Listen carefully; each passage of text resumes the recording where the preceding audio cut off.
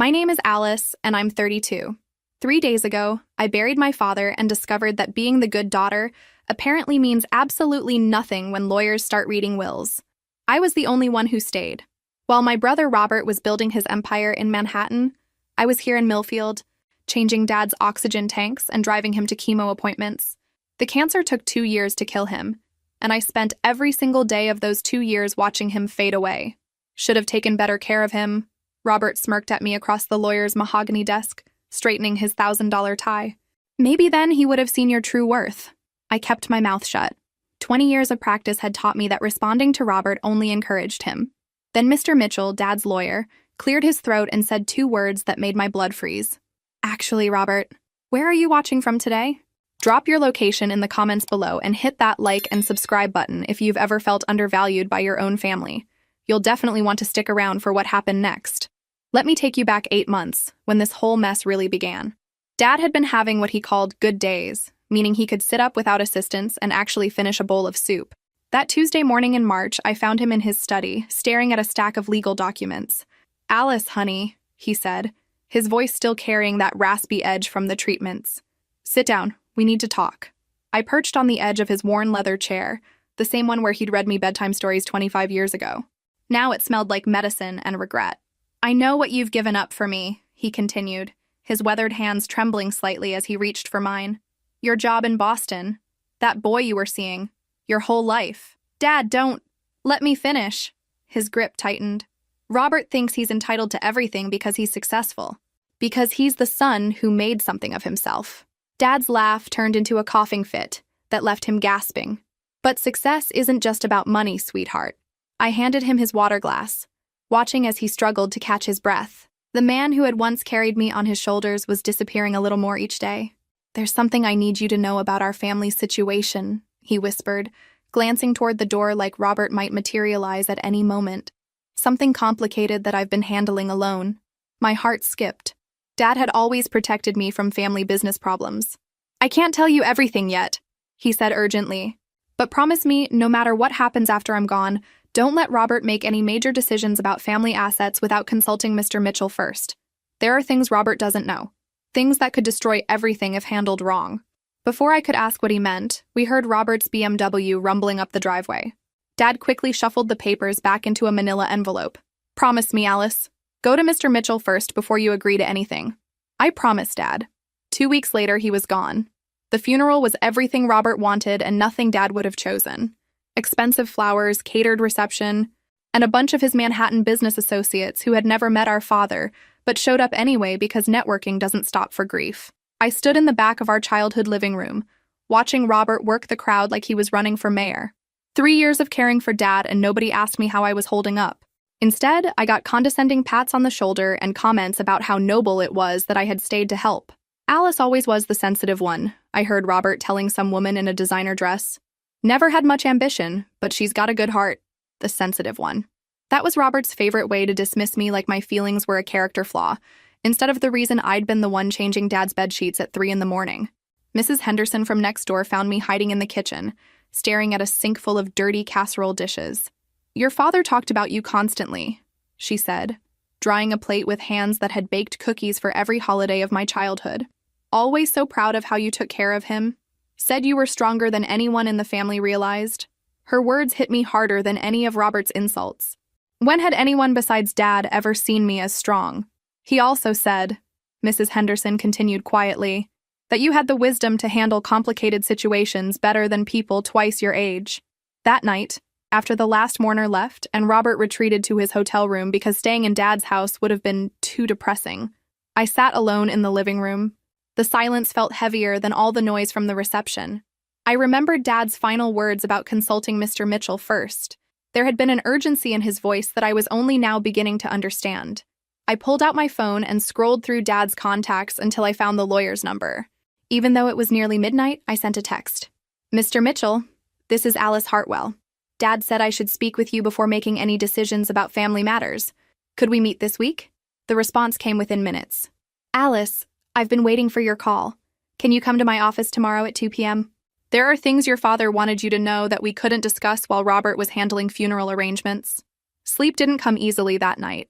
Every time I closed my eyes, I heard Dad's voice. There are things Robert doesn't know. Things that could destroy everything if handled wrong. What things? What could possibly be so complicated that Dad couldn't share it with both his children? I had a feeling that tomorrow's meeting with Mr. Mitchell was going to change everything I thought I knew about our family.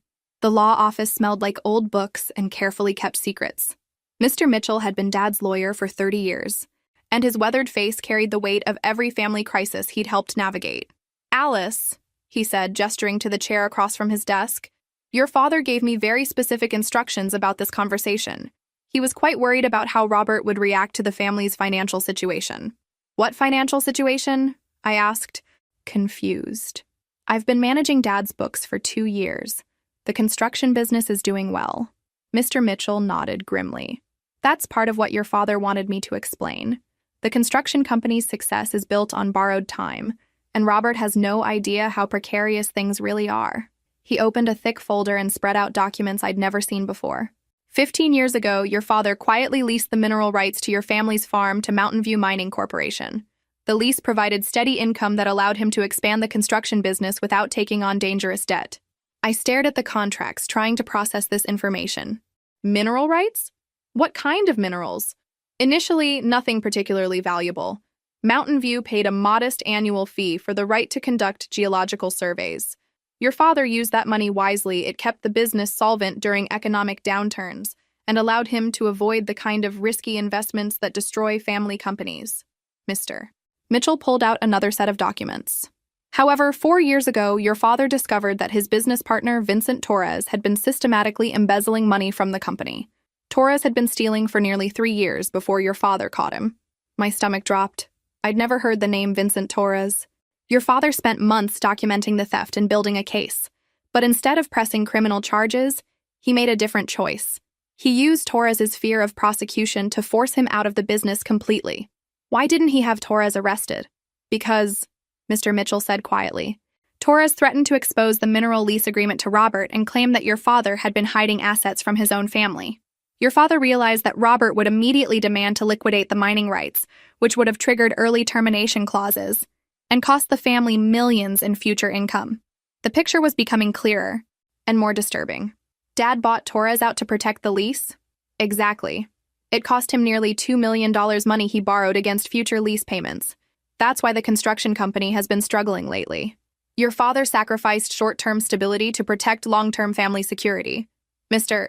Mitchell reached for another folder. But there's more, Alice. 3 months ago, Mountain View completed their comprehensive geological survey. They found significant deposits of rare earth minerals throughout your property.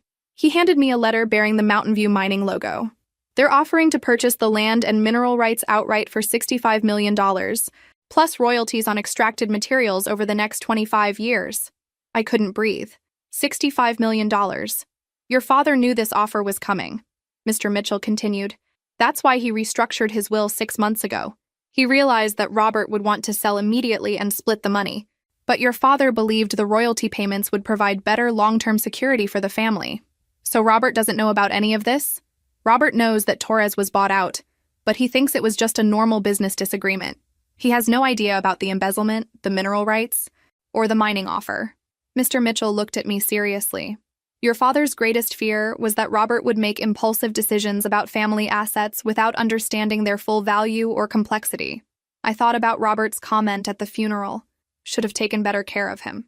When is the will reading? I asked. Tomorrow at 10 a.m. Alice, I need you to understand your father structured his will very carefully to protect both you and Robert from making costly mistakes. But Robert may not see it that way initially. Have you ever discovered that everything you thought you knew about your family was just the surface of a much deeper story? Share your thoughts in the comments below.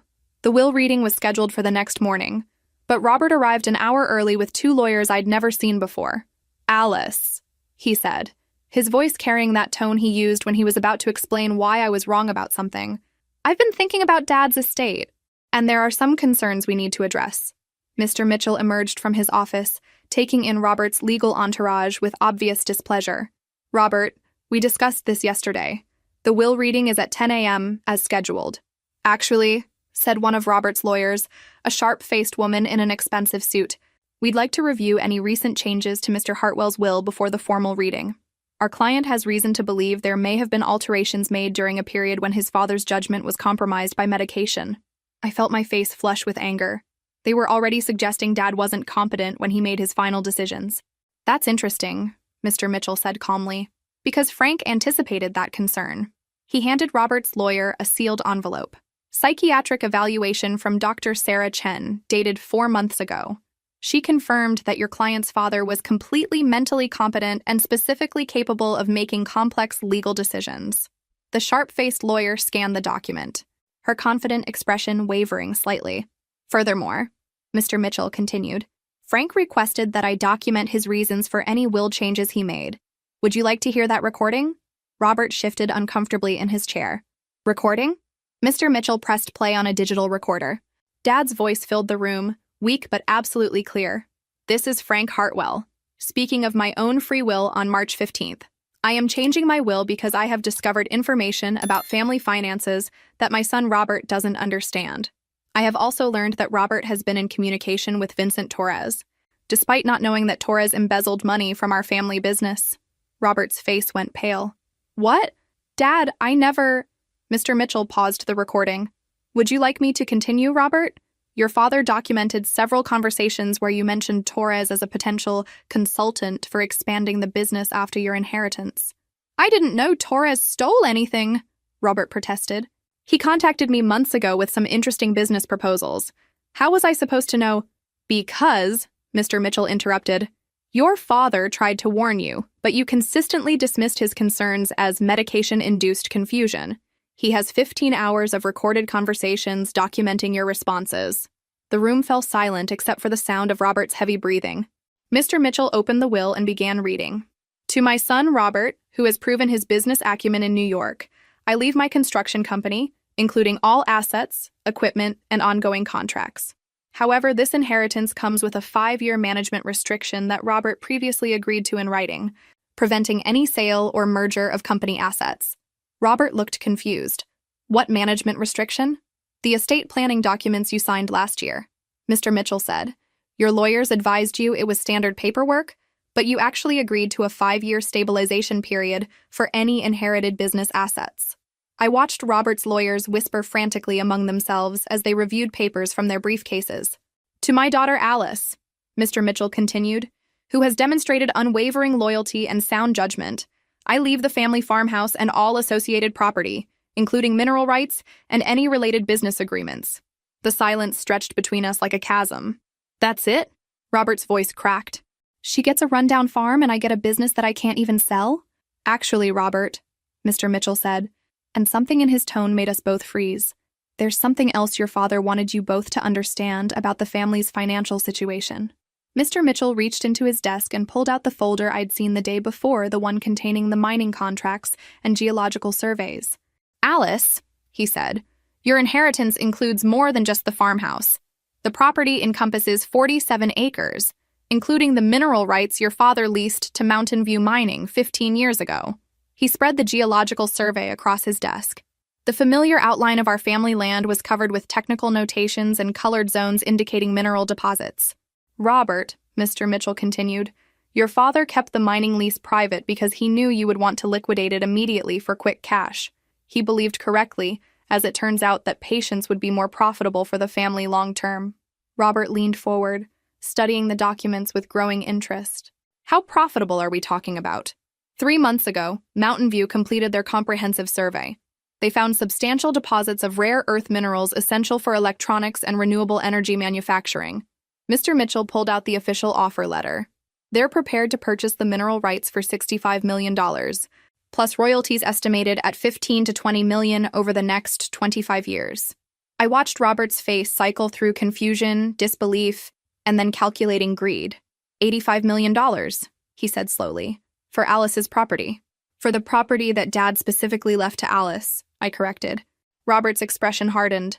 Alice, you can't seriously think you're capable of handling negotiations worth that much money. This requires sophisticated business expertise that you simply don't have. And there it was, the same condescending tone he'd used our entire lives. What I have, I said quietly, is Dad's trust. He chose to give me this responsibility for a reason. Because you were here manipulating him while he was sick, Robert snapped, his businessman facade finally cracking. You isolated him from family and convinced him to change his will in your favor. Robert, Mr. Mitchell interrupted, I need to show you something else. He pulled out another folder, this one containing the evidence Dad had compiled about Torres's embezzlement. Your father didn't just document Torres's theft for legal purposes. He also documented your communications with Torres over the past year. Mr. Mitchell handed Robert a stack of printed emails. Every message where you discussed modernizing the business, bringing in fresh expertise, and maximizing post-inheritance opportunities. Robert read through the emails, his face growing paler with each page.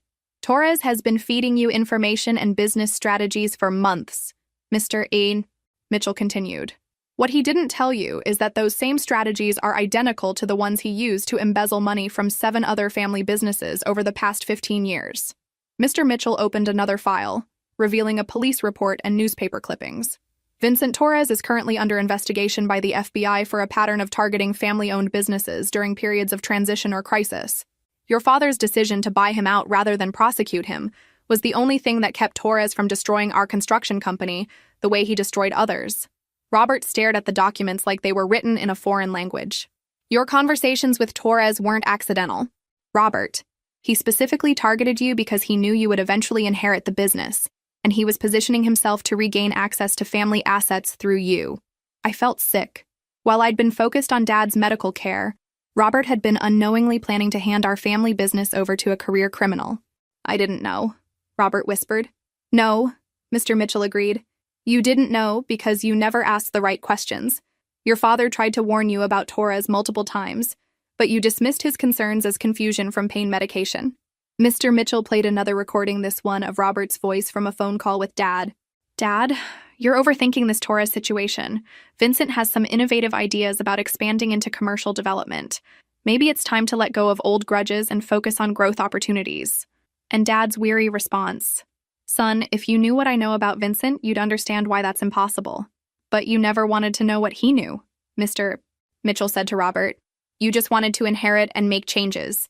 The room fell silent as the full scope of Robert's near catastrophe became clear.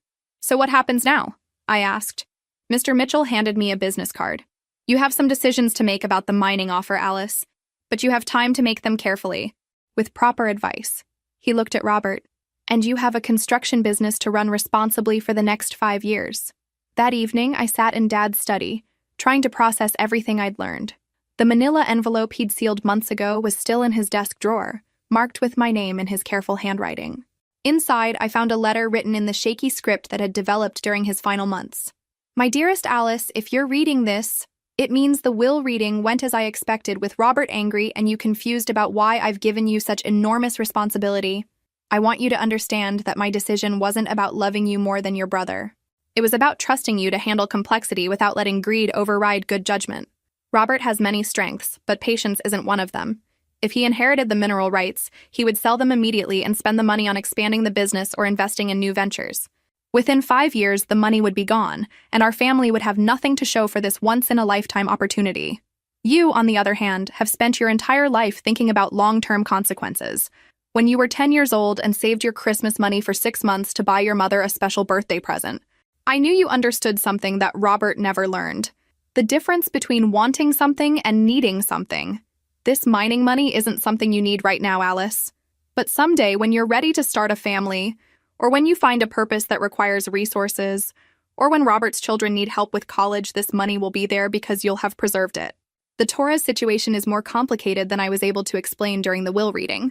Robert doesn't just not know about the embezzlement, he's been actively cultivating a relationship with Torres for over a year. I hired a private investigator 6 months ago when I realized what was happening.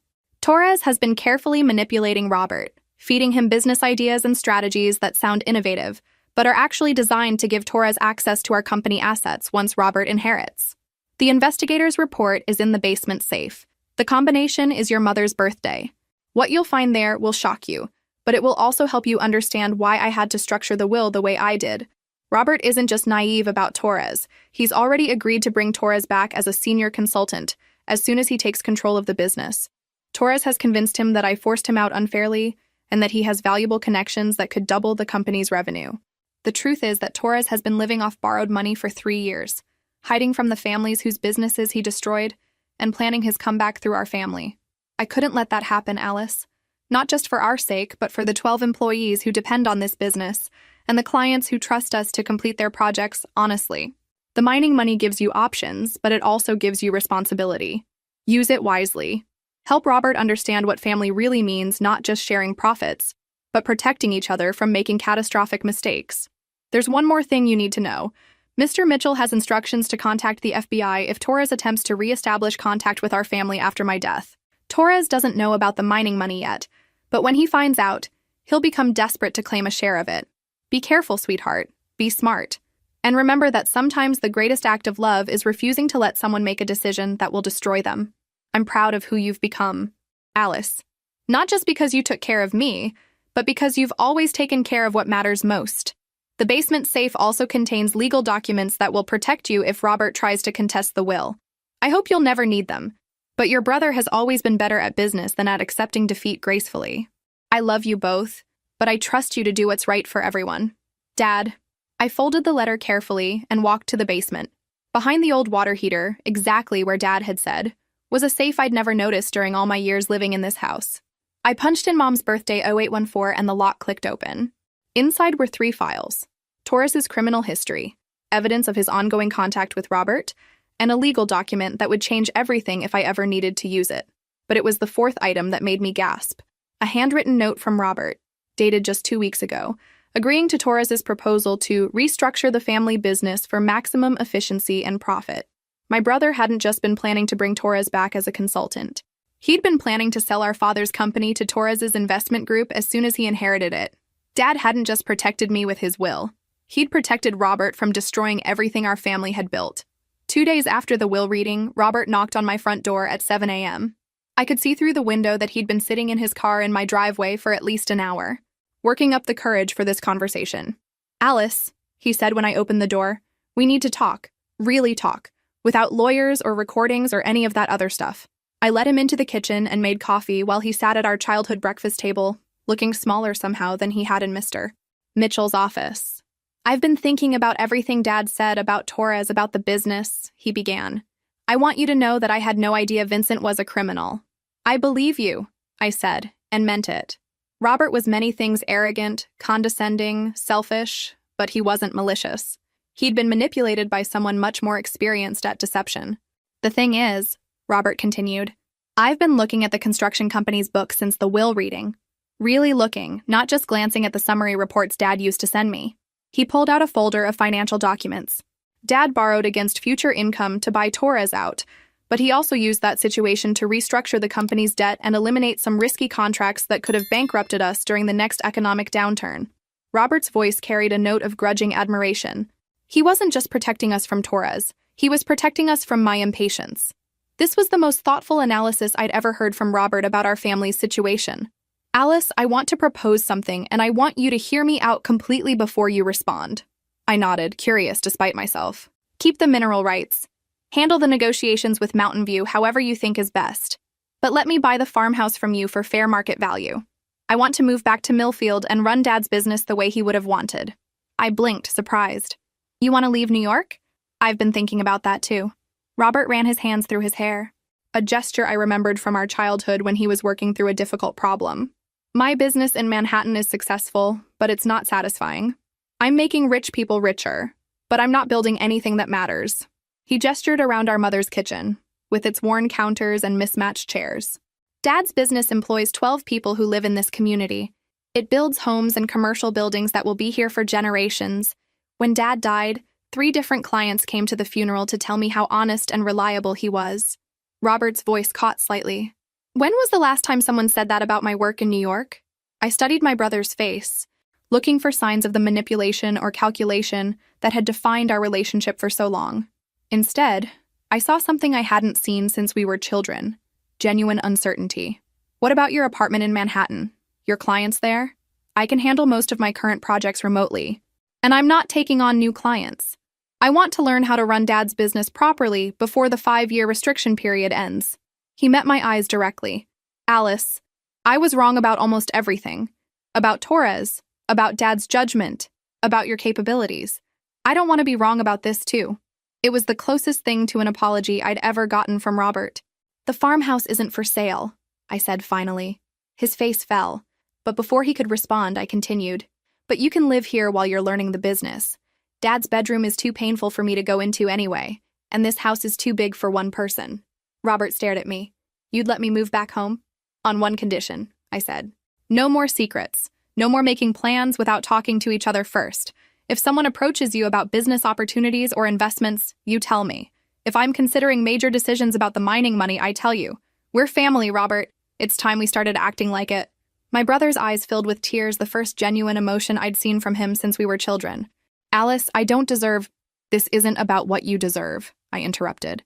"It's about what our family needs. Dad spent his last 2 years cleaning up messes and protecting us from disasters we didn't even know were coming. The least we can do is try to take care of each other going forward." Robert nodded, unable to speak. That afternoon, we drove to Mr. Mitchell's office together to discuss the practical details of Robert's transition back to Millfield. It felt strange but right, making plans as partners instead of adversaries. But as we left the lawyer's office, I noticed a familiar car following us at a distance. When I pointed it out to Robert, his face went pale. "That's Vincent's car," he said. Torres was back, and he'd clearly learned about the mining money. What do you think will happen next? Drop your predictions in the comments below. The next morning, my phone rang at 6 a.m. The caller ID showed an unknown number, but something told me to answer it. "Ms. Hartwell, this is Vincent Torres. I believe we need to have a conversation about your recent windfall." His voice was smooth, confident, exactly what I'd expected from someone who'd spent years manipulating people. "Mr. Torres," I said, putting the phone on speaker so Robert could hear. "I don't think we have anything to discuss." "Oh, I think we do. You see, I've been following the developments with your father's estate, and I'm concerned that you may not fully understand the complexity of what you're dealing with." Robert was shaking his head frantically, mouthing, "Don't engage with him." But I was curious to hear Torres's pitch. "I'm listening," I said. "Managing a multi-million-dollar mineral rights deal requires expertise that most people simply don't possess. The mining industry is notorious for taking advantage of inexperienced property owners. Without proper representation, you could easily lose millions to unfavorable contract terms. And you're offering to help me out of the goodness of your heart?" Torres chuckled. "Nothing in business is free, Ms. Hartwell. I would charge a standard consulting fee, say 15% of your final settlement. It's much less than most firms would charge, and I guarantee you'll end up with significantly more money than if you try to handle this alone. 15% of $80 million. $12 million for Torres, just for showing up. That's a very generous offer," I said, "but I think I can manage on my own." "Ms. Hartwell," Torres's voice hardened, "I don't think you understand what you're rejecting. I have 15 years of experience in mineral rights negotiations. I have connections throughout the industry. I know which companies are trustworthy and which ones will cheat you. Like you cheated my father?" The line went quiet for a moment. Then Torres laughed a sound that made my skin crawl. "Your father told you his version of our business disagreement, I see. What he probably didn't mention is that I have documentation of some very questionable financial decisions he made over the years. Decisions that the IRS might find interesting." My blood ran cold. Torres was threatening to report Dad to the IRS posthumously, which could trigger an audit and freeze all family assets. "What kind of decisions?" I asked carefully. "The mineral lease income, for starters. Very creative accounting methods to minimize tax liability. Then there's the matter of some construction contracts that were completed with, shall we say, flexible adherence to building codes." Robert grabbed my arm, shaking his head violently. These were clearly lies designed to scare me into cooperating. "Mr. Torres," I said, "if you had evidence of actual wrongdoing, you would have used it years ago instead of stealing money from my father's business." "Who says I stole anything?" Torres's voice turned cold. "Your father's accusations were never proven in court. They were just the paranoid delusions of a sick man who couldn't handle having a younger, more innovative partner." The sheer audacity of his lies was breathtaking. "I'll tell you what," I said. "Why don't you come by the house this afternoon? We can discuss this face to face." "Alice, no," Robert whispered urgently. "Excellent," Torres said. "I'll be there at 2 p.m. And Ms. Hartwell, I hope you'll be more reasonable in person than you're being on the phone." After he hung up, Robert stared at me like I'd lost my mind. "Alice, you can't let him come here. He's dangerous and he's desperate. People do stupid things when they're desperate. Which is exactly why we need to handle this carefully." I pulled out my phone and dialed Mr. Mitchell's number. We're not meeting with Torres alone. An hour later, Mr. Mitchell arrived with 2 additional people, Detective Sarah Martinez from the State Police Fraud Division and FBI Agent David Park from the White Collar Crime Unit. Torres doesn't know it yet, Detective Martinez explained, but he's been under federal investigation for 18 months. We've been building a case based on complaints from 7 different families whose businesses he destroyed. The problem is that most of his victims were too embarrassed or financially devastated to pursue prosecution, Agent Park added. Torres is very careful about covering his tracks and discrediting anyone who tries to expose him. But now he's making a mistake, Mr. Mitchell said. By threatening you and attempting to extort consulting fees, he's giving us grounds for immediate arrest. At exactly 2 p.m., Vincent Torres knocked on our front door. I opened it to find a man who looked nothing like the confident criminal mastermind I'd imagined. Torres was shorter than average, probably in his mid-50s, with thinning hair and an expensive suit that couldn't quite disguise his desperation. "Ms. Hartwell," he said with practiced charm, "thank you for agreeing to meet with me." "Come in," I said. "There are some people I'd like you to meet." The look on Torres's face when he saw Detective Martinez and Agent Park was worth every moment of anxiety I'd felt about this meeting. "Vincent Torres," Agent Park said, standing and displaying his badge. "You're under arrest for conspiracy to commit fraud, money laundering, and extortion." As the handcuffs clicked around Torres's wrists, he looked at me with undisguised hatred. "This isn't over," he snarled. "You have no idea what you're getting into with that mining deal. Those companies will eat you alive." "Maybe," I said calmly, "but at least they're not criminals." As the police car disappeared down our driveway with Torres in the back seat, Robert turned to me with something approaching awe. "Alice, how did you know to call the FBI?" "I didn't," I admitted. "But Dad's letter mentioned that Mr. Mitchell had instructions to contact them if Torres tried to approach our family. I figured it was worth a phone call." "You set him up?" Robert said admiringly. "No," I corrected. "I gave him enough rope to hang himself. There's a difference." But even as I felt relief at Torres's arrest, I knew this was just the beginning. In 2 days, representatives from Mountain View Mining would arrive to begin serious negotiations about the mineral rights purchase. And unlike Torres, they were completely legitimate business people who would expect me to know exactly what I was doing. The Mountain View Mining representatives arrived on Thursday morning in a convoy that looked like a presidential visit. 3 black SUVs, 7 people in expensive suits, and enough briefcases to stock a law firm. I met them in Dad's study, which I'd prepared by removing all the family photos and personal items that might make me seem naive or emotional. Robert sat beside me, taking notes and asking technical questions that demonstrated we weren't complete amateurs. "Ms. Hartwell," said Dr. Sarah Chen, Mountain View's lead negotiator, "we're very excited about the potential of your property. Our geological surveys indicate mineral deposits that could be extremely valuable to both parties." She spread out charts and technical reports that looked like something from a science textbook. "However, Chen continued, "I want to be completely transparent with you about the challenges involved in this project. Mineral extraction is a complex, long-term undertaking with significant environmental and logistical considerations. This wasn't the high-pressure sales pitch I'd been expecting. Instead, Dr. Chen was explaining potential problems. Our initial offer of $65 million is based on current market prices and extraction cost estimates. But those numbers could change significantly based on factors we can't control: environmental regulations, market fluctuations, extraction difficulties, or changes in demand for rare earth minerals." Robert leaned forward. "Are you trying to talk us out of selling to you?" Dr. Chen smiled. "Actually, we're trying to make sure you understand exactly what you're agreeing to. Mountain View has been burned in the past by property owners who had unrealistic expectations about mining operations. We find that honest communication up front prevents expensive legal disputes later." She handed me a document that was much thicker than I'd anticipated. "This is our complete offer, including all terms and conditions. I strongly recommend that you have it reviewed by attorneys who specialize in mineral rights law, not just general practice lawyers." I spent the next hour asking questions that Mr. Mitchell had helped me prepare. Dr. Chen answered each one thoroughly, never seeming impatient or condescending. "Ms. Hartwell," she said finally, "may I ask why you're considering selling the rights outright rather than negotiating a lease agreement with royalty payments?" It was a good question, one that Robert and I had discussed extensively. "My father spent 15 years managing a lease agreement," I said. "It provided steady income, but it also required constant attention and expertise that I'm not sure I can provide long-term." "That's a fair point," Dr. Chen acknowledged. "Lease management can be complex, but I want to make sure you've considered all your options." She pulled out another document, a detailed analysis of different financial structures for our agreement. A straight purchase gives you immediate cash, but no ongoing income. A lease with royalties provides less upfront money but potentially much higher total returns over time. There's also a hybrid option, partial purchase with reduced royalties, that gives you significant immediate cash plus long-term income security. I looked at Robert, who shrugged. It's your decision, Alice. Dad left this to you for a reason. That evening, after the Mountain View team left, Robert and I sat in the kitchen discussing the various offers. The hybrid option makes the most sense to me, Robert said.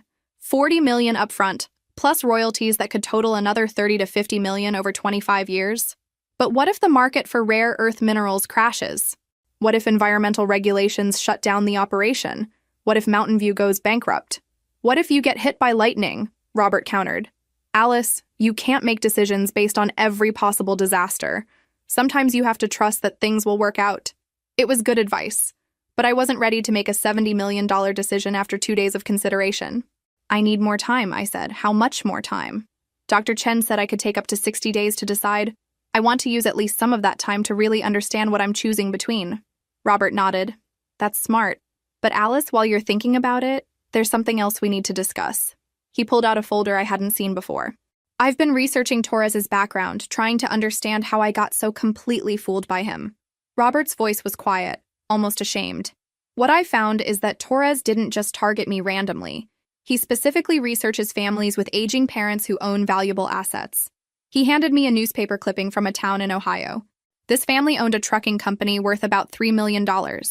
When the father got sick, Torres approached the son with consulting services and expansion ideas. Within 18 months, the business was bankrupted and the family lost everything. I read through the article, feeling sick. The pattern was identical to what had almost happened to us. Torres targets families during times of crisis because that's when people are most vulnerable to manipulation, Robert continued. He specifically looks for situations where adult children are making inheritance decisions while dealing with grief and stress. How many families did he destroy?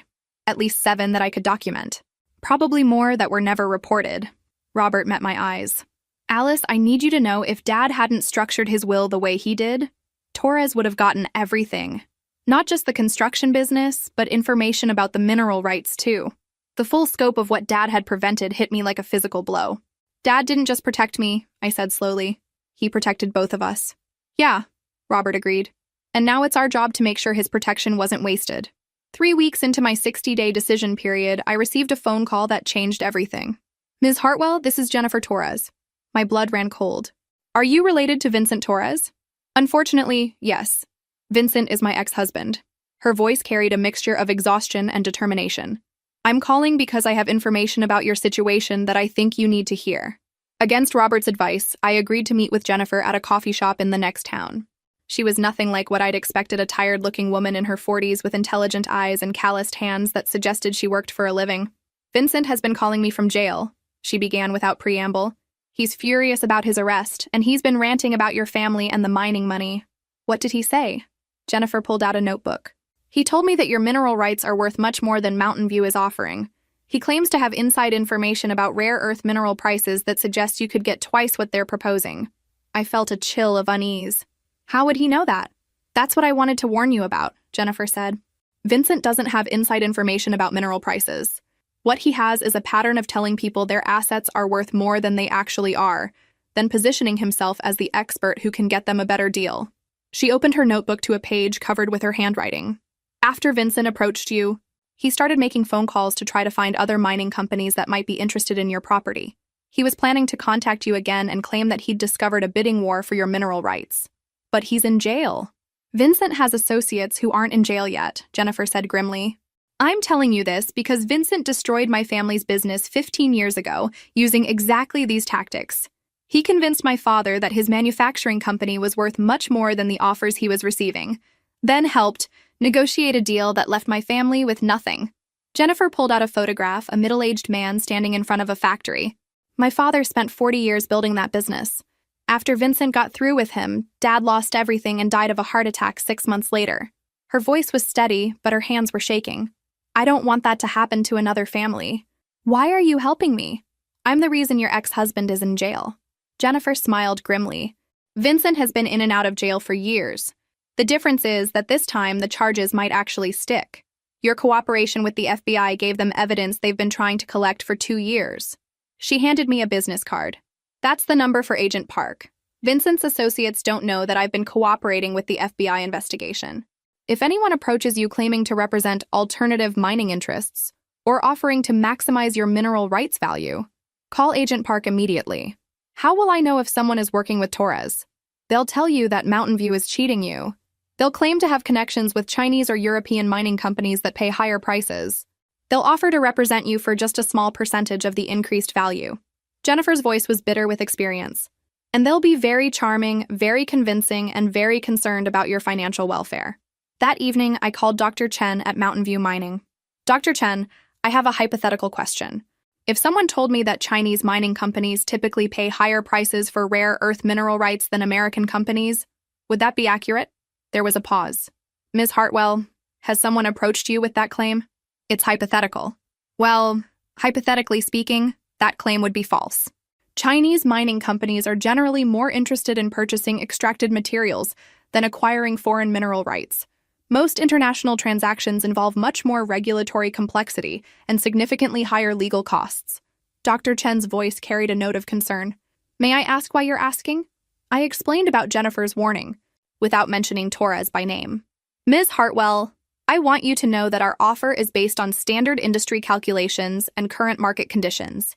If you receive competing offers, I encourage you to have them reviewed by independent mineral rights attorneys. But please be very careful about anyone who approaches you with promises of dramatically higher payments. Why? Because legitimate mining companies don't work that way. We don't send representatives to people's homes to make surprise offers, and we don't promise returns that are significantly above market rates. Dr. Chen paused. Fraudulent mineral rights schemes are unfortunately common. The FBI has several ongoing investigations into criminals who specifically target property owners with valuable mineral deposits.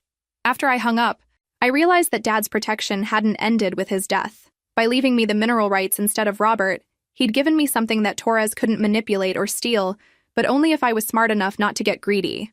2 days later, a man named David Wu called to tell me that his International Mining Consortium could offer me $90 million for my mineral rights, with minimal paperwork and immediate payment. I hung up and called Agent Park. Mr. Wu is Vincent Torres' nephew, Agent Park told me. Thank you for calling instead of meeting with him. You just helped us add another charge to Torres' indictment. That night, Robert and I made our decision about the Mountain View offer. The hybrid option, I said. $40 million upfront plus royalties. Are you sure? I'm sure that Dad didn't save this money for me so I could lose it to criminals, I replied. And I'm sure that being greedy is what gets people into trouble with people like Torres. Robert smiled. Dad would be proud of you. Dad would be proud of us, I corrected. We're finally acting like family. The signing ceremony for the Mountain View mining contract was scheduled for a Friday morning in Mr. Mitchell's conference room. I'd spent the previous night reading through the 40-page agreement one final time, making sure I understood every clause and condition. But when I arrived at the law office, I found Robert waiting in the parking lot with a grim expression. Alice, we have a problem, he said. Torres escaped from county jail last night. My blood ran cold. How is that possible? Apparently, he had help from someone on the outside. The FBI thinks it was his nephew, David Wu, but they haven't found either of them yet. Robert's voice was tight with worry. Agent Park called me an hour ago. They're recommending that we postpone the signing until Torres is recaptured. For how long? They don't know. Could be days, could be weeks. I stared at the law office building, thinking about everything we'd been through to get to this moment. Dad's death, the will reading, Torres's threats, the careful negotiations with Mountain View, all of it leading to this morning. No, I said finally. No what? We're not postponing. Torres has terrorized our family for long enough. I'm not going to let him continue controlling our decisions even when he's running from the police. Robert looked uncertain. Alice, Agent Park thinks Torres might try something desperate. He's facing federal charges that could send him to prison for 20 years. He has nothing left to lose. Which is exactly why we're finishing this today, I said firmly. Once the contract is signed and the money is transferred, Torres has no reason to come after us. There won't be anything left for him to steal. Inside the law office, Dr. Chen and her team were waiting with champagne and congratulations. When I explained the situation with Torres, her expression became serious. Ms. Hartwell, if you feel unsafe, we can certainly reschedule this signing. Your security is more important than our timeline. I appreciate that. But I want to move forward, I said. The sooner this deal is completed, the sooner Torres becomes irrelevant to my life. The signing process took 2 hours. Every page required my initials, every clause needed final confirmation, every number had to be verified against our previous negotiations. But finally, Dr. Chen handed me a pen for the last signature. Congratulations, Ms. Hartwell, she said as I signed my name. You're now $40 million richer, with royalty payments beginning as soon as we start extraction operations. As the Mountain View team packed up their documents, Mr. Mitchell's secretary knocked on the conference room door. Mr. Mitchell, there's a Vincent Torres here demanding to see Ms. Hartwell. He says it's urgent business regarding her mineral rights. The room went silent. Dr. Chen looked confused, Robert looked terrified, and Mr. Mitchell immediately reached for his phone to call the police. Don't call anyone, I said quietly. Let him in. Alice, absolutely not, Robert protested. He's desperate and potentially dangerous. Which is why I want to end this face-to-face, I replied. I'm tired of being afraid of Vincent Torres. Against everyone's advice, I told the secretary to show Torres into the conference room. He looked terrible unshaven, wearing rumpled clothes and with the wild-eyed expression of someone who hadn't slept in days. But his voice was still smooth and confident when he spoke. Ms. Hartwell, I'm glad I caught you before you made a terrible mistake, he said, glancing dismissively at the Mountain View team. I have information about your mineral rights that could save you millions of dollars. Really? I said calmly. What information is that? Torres pulled out a folder that looked suspiciously official. I've been in contact with European mining companies that specialize in rare earth extraction. They're prepared to offer you $75 million for your mineral rights, $35 million more than this American company is offering. Dr. Chen started to speak, but I held up my hand to stop her. That sounds very impressive, Mr. Torres, I said. May I see the offer documents?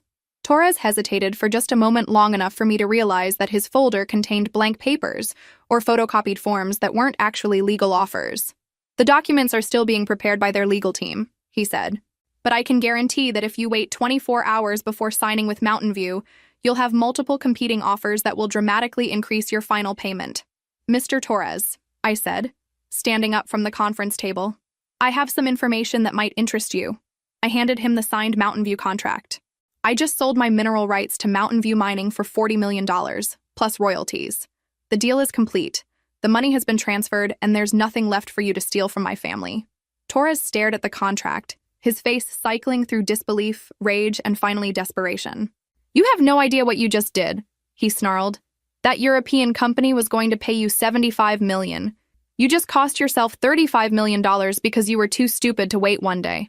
Or, I said calmly, I just prevented you from cheating me out of $40 million with a fake offer from a company that doesn't exist. Torres's confident facade finally cracked completely. This isn't over, he said, his voice shaking with fury. Your family destroyed my life, and I'm going to— He never finished the threat. Agent Park and 2 other FBI agents entered the conference room and arrested Torres for the second time in 3 weeks. As they led him away in handcuffs, Torres looked back at me with pure hatred. You think you won? He called out. You have no idea what you're getting into with that mining money. It's going to ruin you just like it ruined everyone else who thought they were smarter than me. After Torres was gone, the conference room was quiet for a long moment. Ms. Hartwell, Dr. Chen said finally, I have to ask, how did you know his European offer was fake? I smiled. Because legitimate mining companies don't send escaped convicts to negotiate million-dollar deals. 6 months later, I stood in the backyard of the farmhouse, watching construction crews install solar panels on the barn roof. The morning sun cast long shadows across the garden where Mom had taught me to grow vegetables, and for the first time since Dad's death, the future felt full of possibilities instead of problems. The first royalty check from Mountain View had arrived the previous week, $200,000 for the initial 6 months of extraction operations. Dr. Chen had called to tell me that the mineral deposits were even richer than their original surveys had indicated, which meant future royalty payments would likely be higher than projected. But it wasn't the money that made me feel wealthy. It was the phone call I'd received that morning from Agent Park. Vincent Torres was sentenced yesterday, he'd told me. 22 years in federal prison for fraud, conspiracy, and money laundering across multiple states. His nephew David Wu got 15 years. Thanks to your cooperation, we were able to build a case that finally put them both away permanently. 22 years. Torres would be nearly 80 when he was released, assuming he lived that long. Agent Park? I'd asked. What happened to the other families Torres cheated? The ones who lost their businesses? That's the best news, he'd replied. Torres was ordered to pay full restitution to all his victims. The court is liquidating his remaining assets and distributing them to the families he destroyed. It won't make them whole, but it's something. After I hung up, I'd sat in Dad's study, thinking about the letter he'd written me about understanding the difference between wanting something and needing something. What I'd wanted was revenge against Torres, justice for what he'd tried to do to our family, and proof that I was strong enough to protect what mattered. What I'd needed was security, peace of mind, and the knowledge that other families wouldn't suffer the way we almost had. Sometimes wanting and needing turn out to be the same thing. Robert found me in the garden that afternoon, reviewing architectural plans for the house renovations. The contractor says they can start on the kitchen next week, he said, settling into the lawn chair beside me. Are you sure you want to do all this work instead of just building a new house somewhere else? This is home, I said simply. Besides, Dad would have loved seeing the farmhouse restored properly. Robert nodded, understanding. He'd been living in Dad's old bedroom for 4 months now, running the construction business with a competence and dedication that would have made our father proud. The 5-year restriction on selling the business hadn't turned out to be a burden, it had turned out to be a gift that forced Robert to slow down and build something sustainable instead of just profitable. Alice, I need to tell you something, Robert said, his voice carrying that serious tone that had once made me nervous, but now just made me pay attention. I've been thinking about what Dad wrote in his letter about family taking care of each other. I want you to know that if anything ever happens to me, my share of the construction business goes to you, not to my daughter Madison. I looked up from the architectural plans. Robert, that doesn't make sense. Madison is your child. Madison is 7 years old, Robert replied. By the time she's old enough to run a business, she might not want to live in Millfield or work in construction. But if something happens to me before she's grown, I want her to have a guardian who will help her make good decisions about money and family. He handed me a legal document. I've been working with Mr. Mitchell to set up a trust for Madison, with you as the trustee. If she wants to be involved in the family business when she's older, the shares are there for her. If she wants to do something else with her life, you can sell the business and use the money for her education or whatever she needs. I read through the trust documents, struck by how carefully Robert had thought through every possibility. This is very generous, I said. But Madison has a mother. Jennifer might not want me making decisions about her daughter's future. I already talked to Jennifer about it, Robert said. She thinks you'd be a good influence on Madison. She also thinks Madison should grow up knowing the family that cared enough to protect her father from his own bad decisions. That evening, Jennifer called from California. Alice, Robert told me about the trust fund he's setting up for Madison. I wanted to thank you for agreeing to be the trustee. I haven't agreed yet, I said honestly. Being responsible for a child's financial future is a big commitment. So is being responsible for $40 million in mineral rights, Jennifer pointed out. But you've handled that pretty well. She had a point. Jennifer, can I ask you something? Why are you willing to trust me with decisions about Madison's future? We barely know each other. There was a pause before she answered. Because when Vincent tried to destroy your family, you didn't just protect yourself. You made sure he got arrested so he couldn't hurt anyone else. That tells me everything I need to know about your character. 2 weeks later, Madison came to visit for spring break. She was a miniature version of Robert, confident, curious, and prone to asking difficult questions. Aunt Alice, she said on her second day at the farmhouse, Daddy says you're rich now because Grandpa left you special dirt. Something like that, I replied, helping her plant tomato seeds in Mom's old garden. Are you going to move to a big city like Daddy used to live in? No, sweetheart, I'm going to stay right here. Madison considered this seriously. Good. Daddy is happier here than he was in New York. He smiles more now. Out of the mouths of babes. That night, after Madison was asleep in my old bedroom, Robert and I sat on the front porch, sharing a bottle of wine and watching the stars come out over the fields where we'd played as children. Do you ever wonder what would have happened if Dad had divided everything equally between us? Robert asked. I thought about it. You would have wanted to sell the mineral rights immediately and invest the money in expanding the construction business. Probably, Robert admitted. And Torres would have convinced me to make him a partner in the expansion. And within 2 years, Torres would have stolen everything: the mining money, the construction business, and probably our relationship as brother and sister. So Dad's will wasn't just about the money, Robert said slowly. It was about saving our family. Yeah, I agreed. Dad understood something we didn't, that sometimes protecting people from getting what they want is the best way to give them what they need. As I sat there in the darkness, surrounded by the sounds of the farm and the warmth of family, I realized that Dad's greatest gift hadn't been $40 million in mineral rights. It had been teaching me the difference between being rich and being wealthy. Rich is having money. Wealthy is having something worth protecting. If this story resonated with you, make sure to like and subscribe for more stories about family, inheritance, and discovering strength you never knew you had. Your support helps me continue sharing these important lessons about recognizing your own worth and standing up for what's right, even when family members try to convince you otherwise. Remember, sometimes the people who underestimate you the most are the ones who know you the least. And sometimes the greatest act of love is refusing to let someone make a decision that will destroy them. The farmhouse still needs work. Madison visits every summer now, and Robert's construction business is thriving under his careful management. But the most valuable thing I inherited from Dad wasn't money or property. It was the understanding that true strength isn't about taking what you want, it's about protecting what matters most.